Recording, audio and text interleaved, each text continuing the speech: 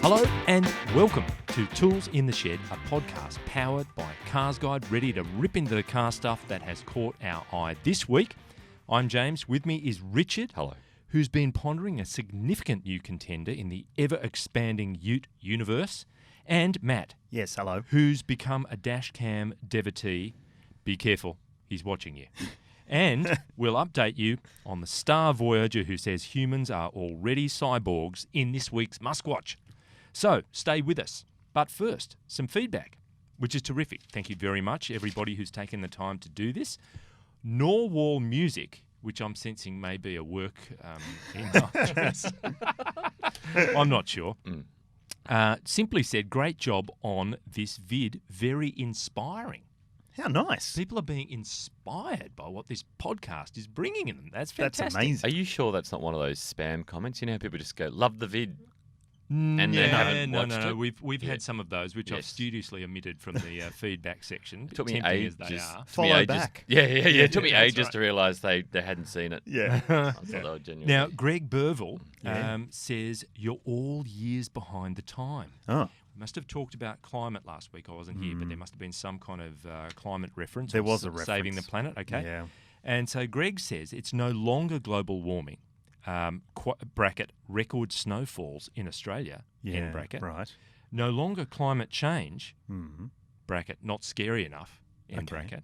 It's climate crisis or climate catastrophe. So I'm sensing that Greg has a particular perspective on where the climate might be going. Or not. Yeah. And then Wax 333.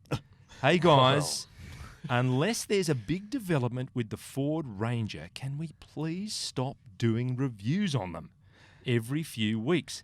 Could we talk about what cars you guys are excited about coming out in 2019?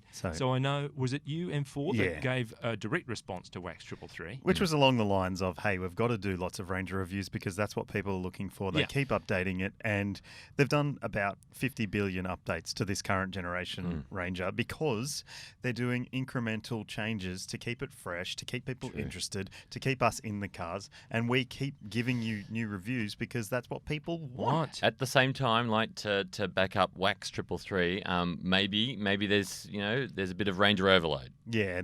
Look, look on the streets. It is Ranger overload, but On the streets. It's quite a word. It sounds like Ranger Ranger overload.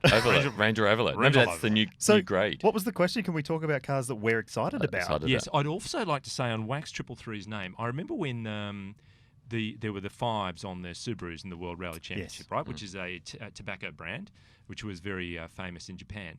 And everyone called it 555. In Japan, they call it 35. Oh, 35. So Wax 333 would actually be 33. 3-3. Wax 33. 3-3 is like the brand of relish or whatever it was. Really? Yeah, I'm back not in the aware of day. that at all. Yeah. Anyway, so Yeah. yes, I'm what with the you, cars Wax we're 3-3. excited to see in the second half of this year.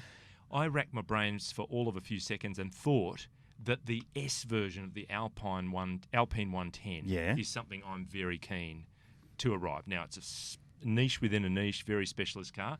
You asked me that question, that's one I'm keen to see arrive here in the second half. I can't wait to see, drive, touch, feel the Peugeot 508 Sport Wagon. Oh, yeah? Because someone sent me a picture the other day of one that is in Australia. The car hasn't launched officially yet, but the 508, if you haven't seen the new 508, then you need to search it because it is gorgeous. Yeah. It is an absolute cracking looking car. And the wagon, I like wagons. Yeah. Mine's really boring. Oh. I'm really looking forward to driving a Mazda 3 Skyactiv X. Oh. To be honest. This is... That's not really boring. That's breakthrough engine technology. Yeah, from an engineering perspective, I just think it's great. A compression ignition petrol engine. So, yeah, that is maybe it's a bit boring, but that's not at all. So there you are, Wax 333. It's Wax 33. Wax Wax 33. Relish. And Bonnie Babu says, good one, guys. Where's JC? Well, I'm right here. +1 to your opinion on phone mirroring technologies. Once you've used them, you can't live without them, be it CarPlay or Android Auto. Also love Mal's long-term reviews. Keep them coming. Yeah. So that's good feedback for Mal. Yeah. That's right. And we're not only having Mal in long-term cars, we've got a few other long-term cars kicking around the place. Yes, So... and we're not just confining Mal to writing long-term reviews. He is the editor of the whole thing. He's doing much more than that. He is. Which is great. Now, Richard, speaking of much more than that, you want to talk about the Ute world now, and a potential new edition. That it's actually not potential. It's going to happen. It's absolutely going to happen. So fill us in. Okay. During the week, Andrew Chesterton came up with a cracker of a news story, and that was the COO of Kia Australia revealing that Kia will have a Ute to rival. Sorry, wax 333, Ranger, HiLux, and Triton, and other, LCV Utes, and it's possibly going to be here either 2022 or 2023. And the big deal here, as I understand it, is that Kia had been very upfront in saying we want this. Yes. And we've petitioned the factory, and they're studying it, and they're saying it, but now it's like real. Absolutely. Yeah. I mean, a couple of years ago, we saw a Hyundai Santa Cruz, which was a sort of a lifestyle Ute based on a Santa Fe platform that sort of has a unibody chassis. So what this would be for Kia would be a body-on-frame chassis to really be able to do capable off-roading and carry big loads like a HiLux or a Triton or a Ranger. And so the quote was, "Work has commenced," which is the important thing. Like they have started, but we have heard Hyundai say before that what was it called, the Santa Cruz? Santa Cruz. Yeah. That model will be specifically for US market Okay. and other markets around the world that might take that style.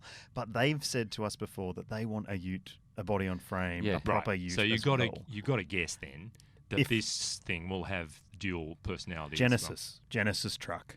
Yeah, well, it's going to be speechless. Look, you're probably looking at the pictures behind us. That's they're from the Telluride platforms.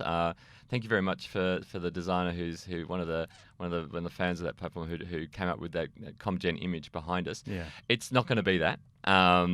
What it will be, it'll be a Ute on a brand new chassis that they are developing. So it's a brand new platform. Not some used thing that they're getting from the States. Well, and also from a junkyard. It wouldn't be on a Telluride platform either. That's a unibody monocoque chassis as well. So it can't be that. But it's a good look of what it could look like.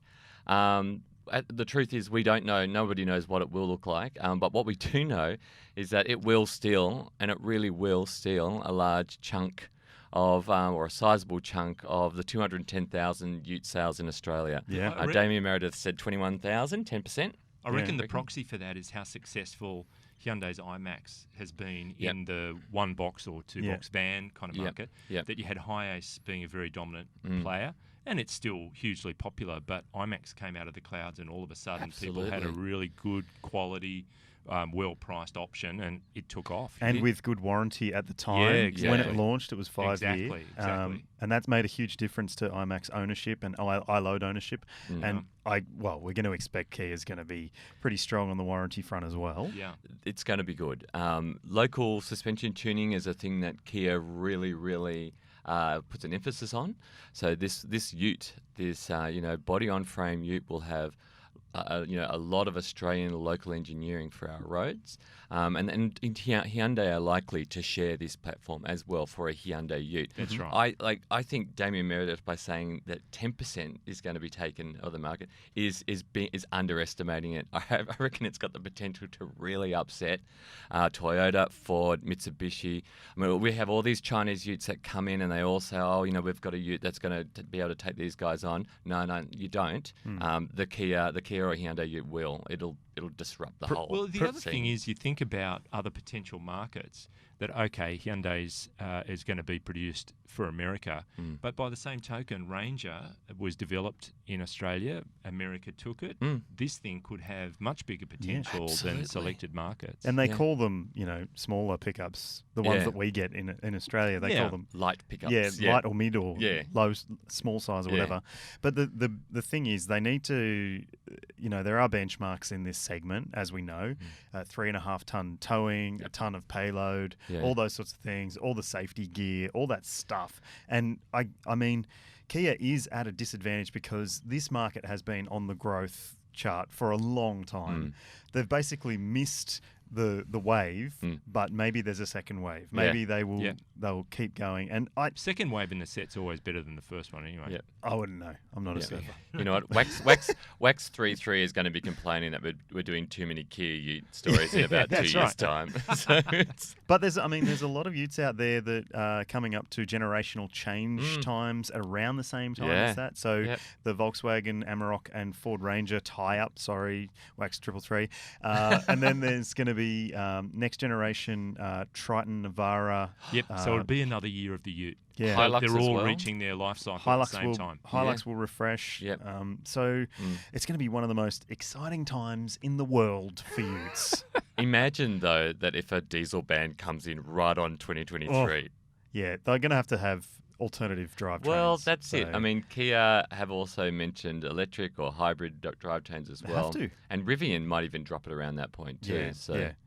Yeah. Interesting time. Yeah. And old mate Elon. Oh, yeah, his pickup. Of course. Yes. If it comes. Oh, come on, Elon, you can do it. It'll be big though because Huge. the design rendering that we've seen makes it look like a strange rhinoceros with big elephant ears or something coming off the front of it. So it could be an altogether different proposition. Definitely. It will be different. All right, so we'll move from that if that's okay, Richard. Yeah, so yeah. We'll move on to your good self, M4. Yes. And you have been looking at the world through a different lens.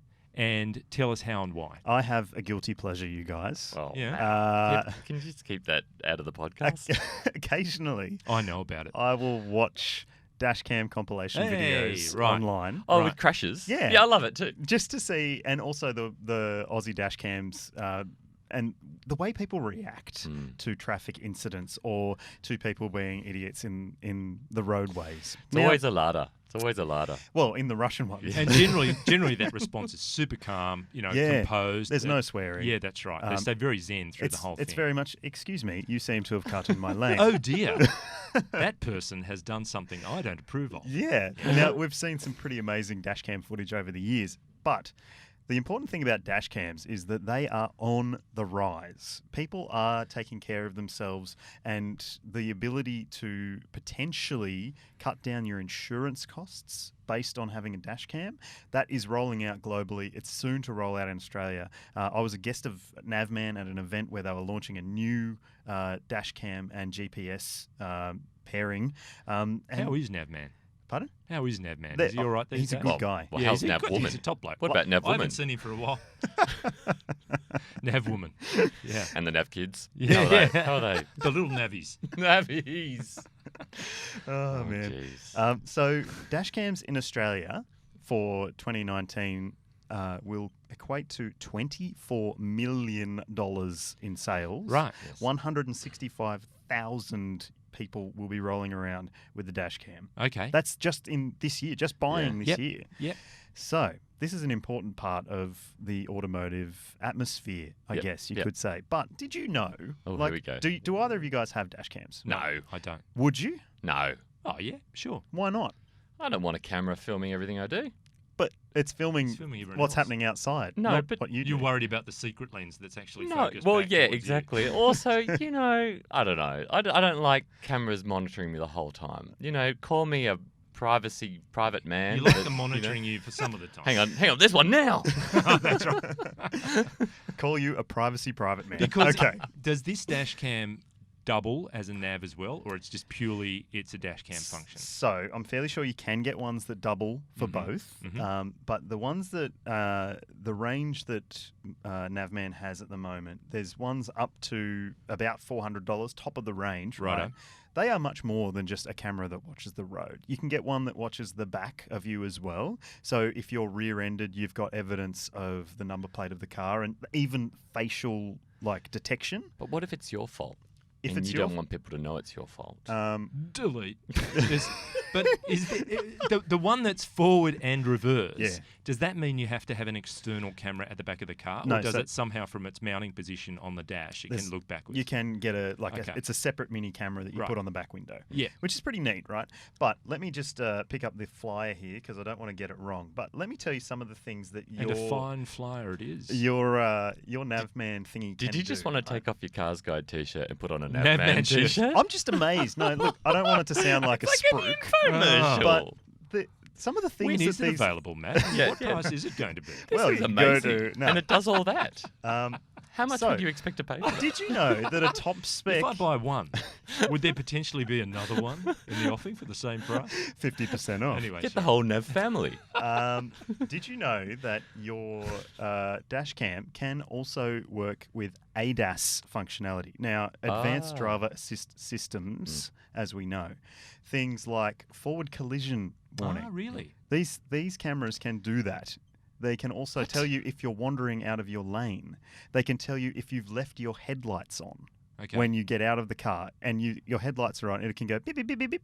You've got Wow. headlights on. Okay. They can also allow you to instantly share your dash cam capture moments when you get back to home and you've got your Wi-Fi connected to the car. But Matt, this sounds too good to be true. Yeah. All what's this the catch? Yes. What's the catch? I'm not trying to make it sound like a sales spook. I just want to know, did you guys know that All these... you've got to do, Matt, is these- just I didn't mention know that, Navman Richard. and you'll Did get a you know free that? No, I I did didn't not know know that. that. That's unbelievable. You guys. I'm just going to stop. No, no. If you're going to be like that, Go I'm just ahead. going to stop. Go ahead. Go ahead. There's also tyre pressure monitoring. How does it do that? How does it do that?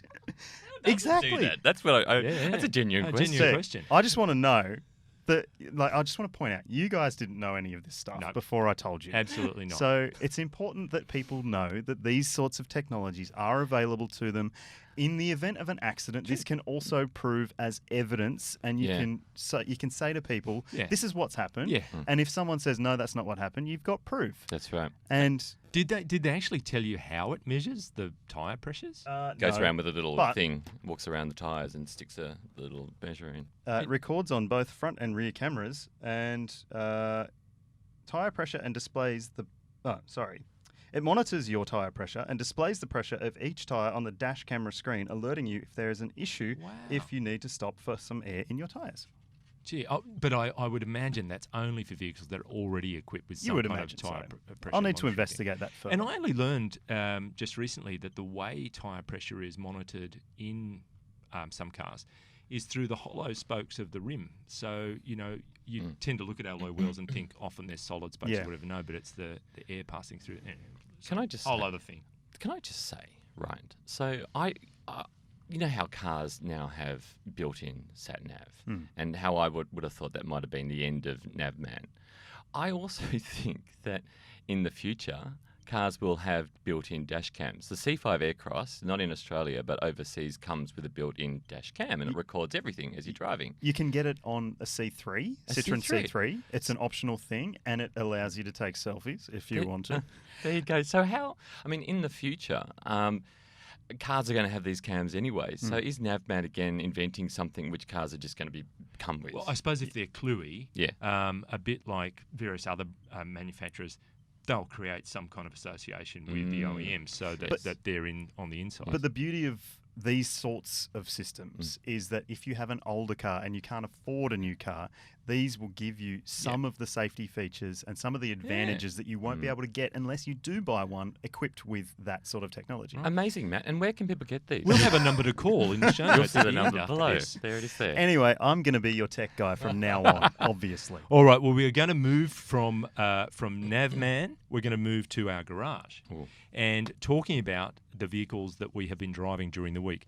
Richard, give us your thumbnail appraisal. And it's hard because you've been behind the wheel for quite a few Ks. Yes. What have you been driving? Where? Yep. And for how long? We had, my family, we went away to the snow and we took a Ford Endura in the base spec trend with all-wheel drive. Yep. And it performed faultlessly. Okay. It's only a 5-seater. It's a big car. Ford says it's not a territory replacement, but it is. It really is a Ford territory replacement. It does feel a little bit old on the inside, but that's because it's a midlife Ford Edge from America. But yeah, it performed really well. Diesel engine. Can we just talk about territory replacement? Because I guess the argument from Ford is that the territory had 7 seats Yes. and had petrol and diesel. And this car is diesel 5 seats only. Yes. But it is the same thought process. Yeah. It's a car sort of derived chassis with a SUV body on top. Exactly. Look, I don't think people who were buying, a Territory 5 or 6 years ago were really using them as 7-seaters. I know a lot of people who had a 7-seat Territory who never used those rear 2 seats. Not like you would with, say, a Kia Sorento or something like that. It feels big like a Territory.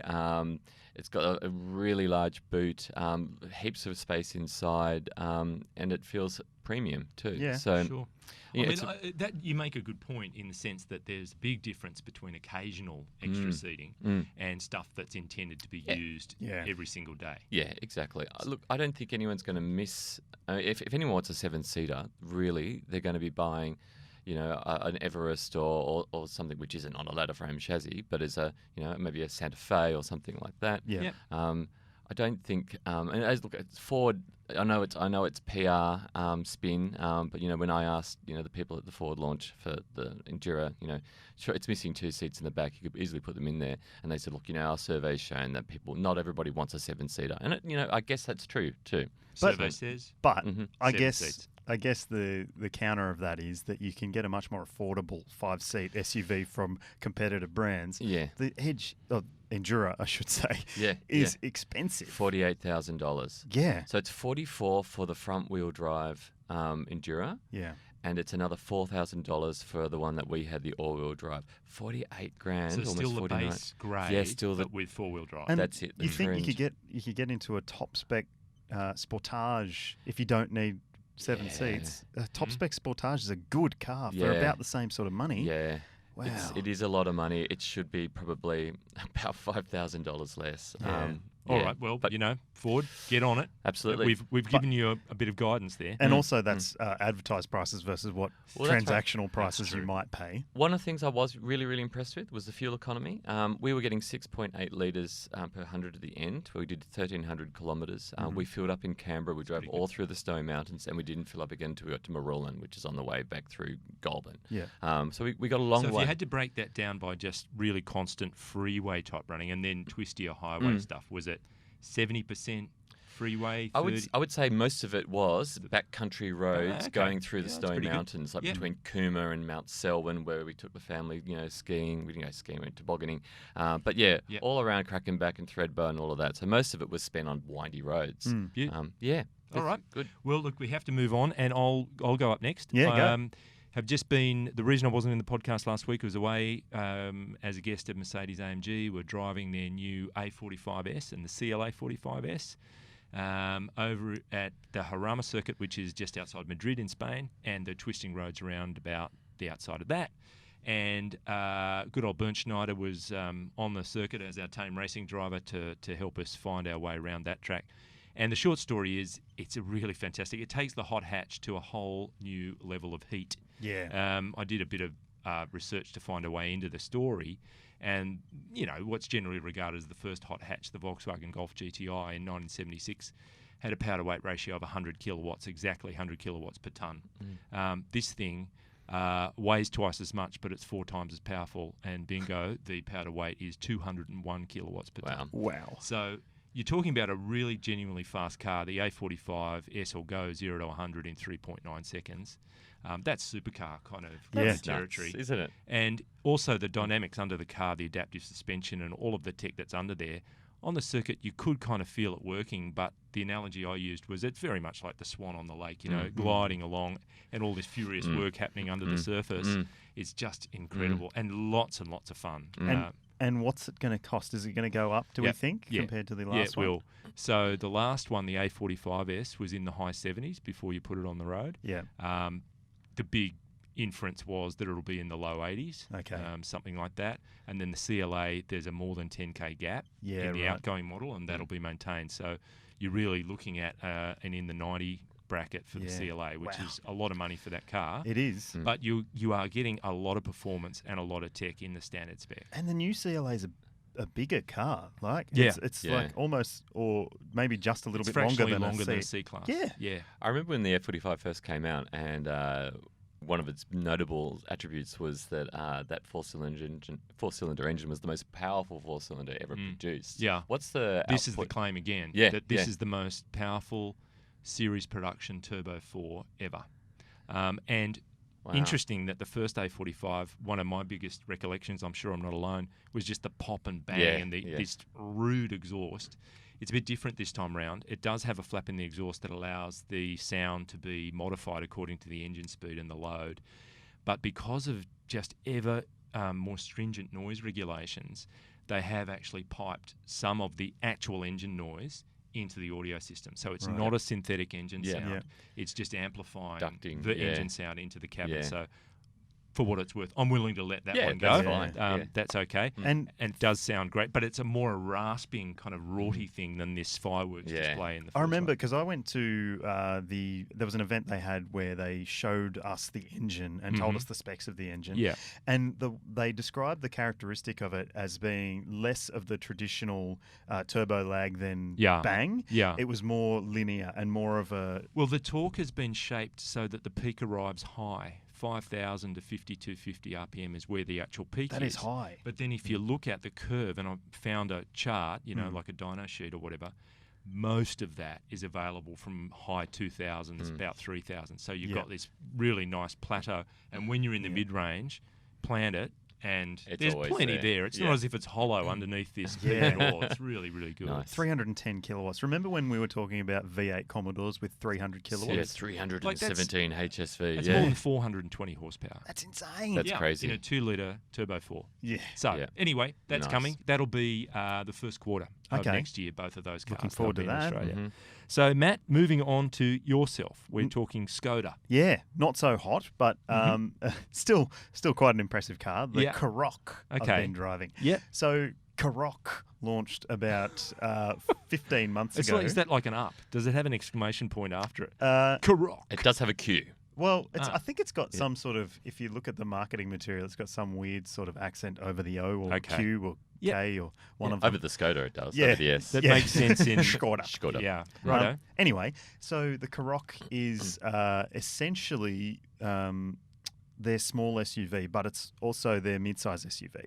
So it's one of those weird cars. It's like a Qashqai and an ASX because it's not quite small, but it's not quite medium, and it plays in the price segment where it's priced against mediums, not smalls. Okay. Like this car, they do a drive-away deal on the base model, which there's only one model.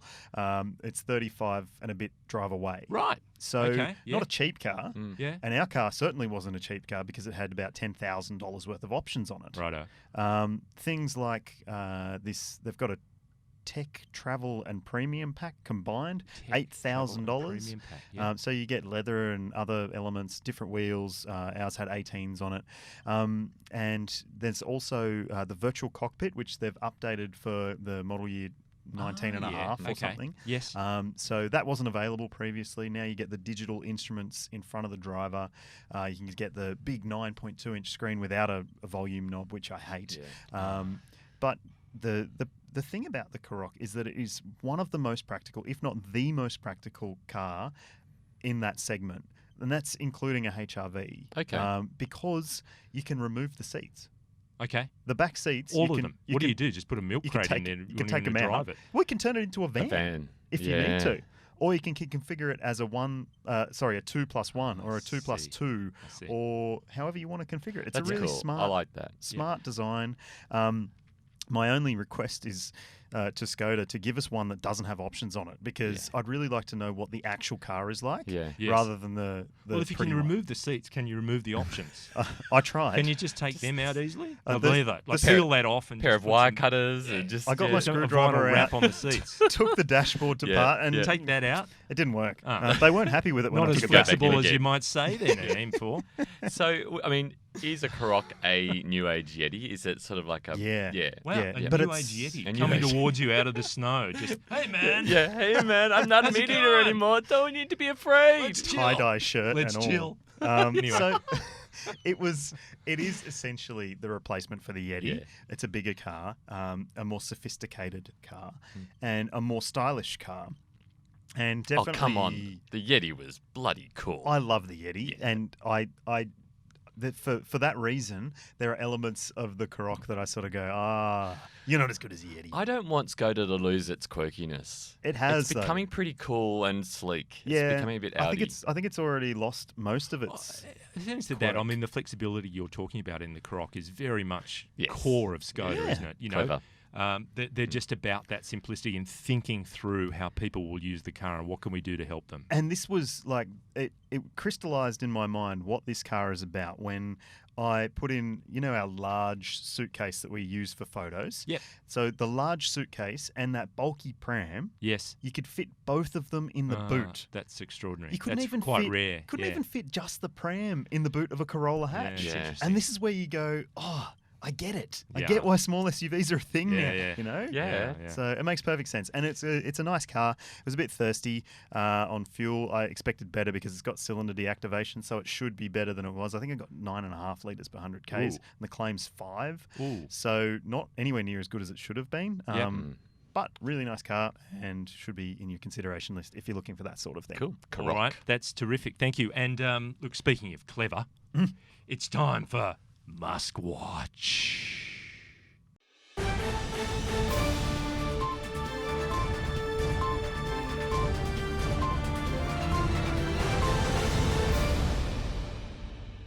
That was a good throw. Hey. All right, so we're going to go and talk about a few things with Elon this past week. We had a pretty impressive and noisy with dual sonic boom re-entry of a Falcon rocket, which I don't know whether you guys saw that. I saw that. I loved it. It did make me jump when the sonic booms came. I Yeah. thought, we'll see if we can make that happen in the background to us talking now.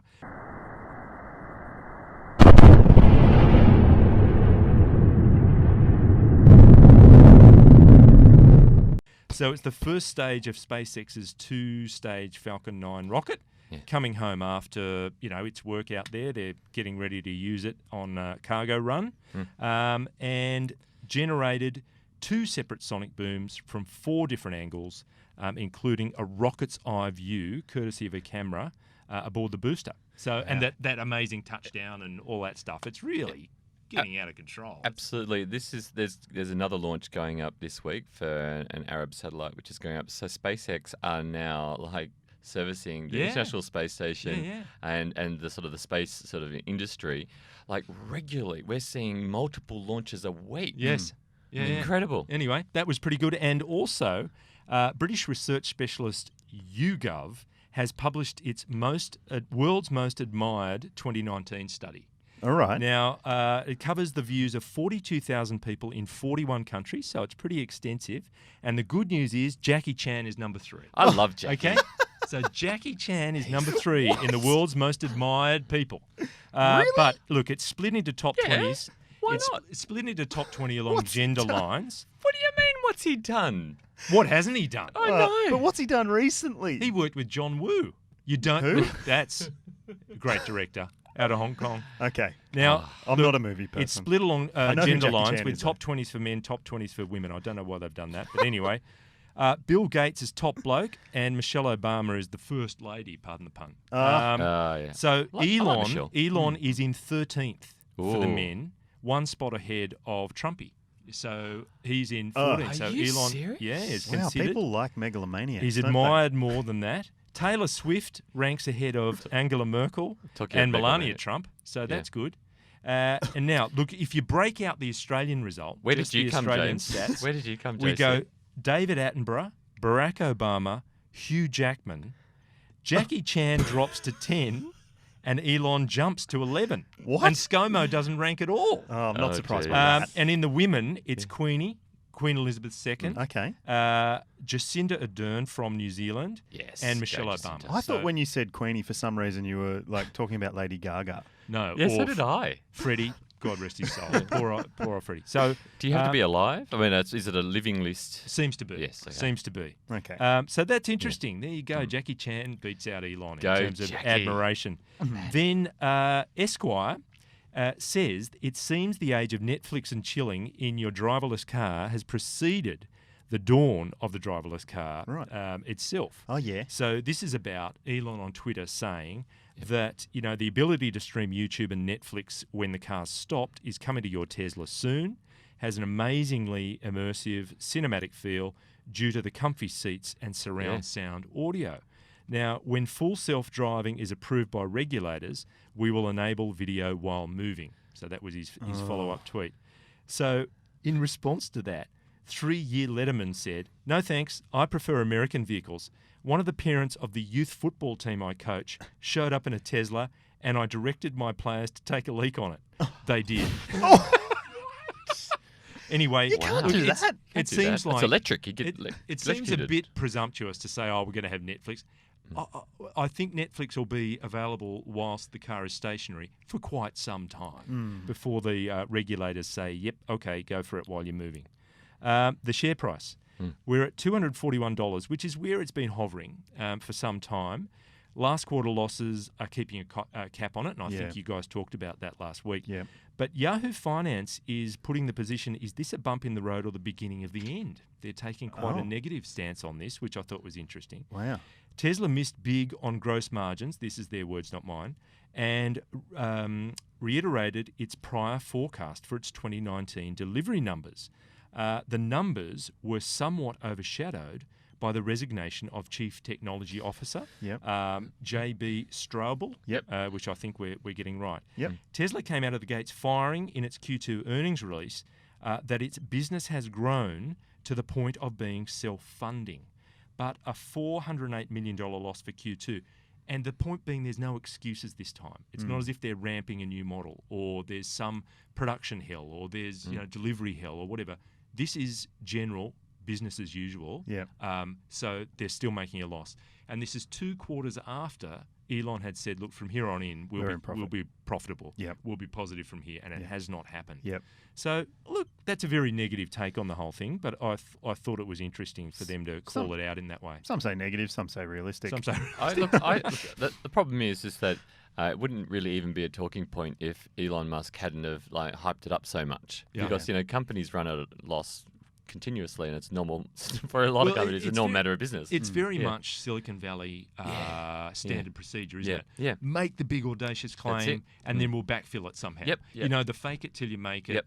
I think there's a lot of that is going on now and has been going on from day one. It's just that it's more in the public spotlight, so it's easy to target. But I actually think Tesla is in pretty good shape. All right. Yeah, very good. You heard it here first. From me. That's right. We've had Yahoo Finance. We've now got Richard Finance and Business. That's right. So with that, we have reached the finish line. Thank you, Richard. Thank you. And thank you, Matt. Thank you. Pleasure as always. And thanks to Mr. Pritchard for his creativity and focus behind the scenes. If you're enjoying the podcast, please tell others about the tools. Even if you're not, get it off your chest by searching for CarsGuide on Facebook and Instagram using the hashtag CGPodcast, or email us at comments@carsguide.com.au. If you're an iTunes listener, please rate and review us, and remember, you can also watch us on YouTube. Until next week, American mate of mine just bought a Dodge Charger on eBay. Yes. Now all he's got to do is find an electric Dodge. Oh, jeez. Yeah. Good finish. Good job. Yeah. Good one.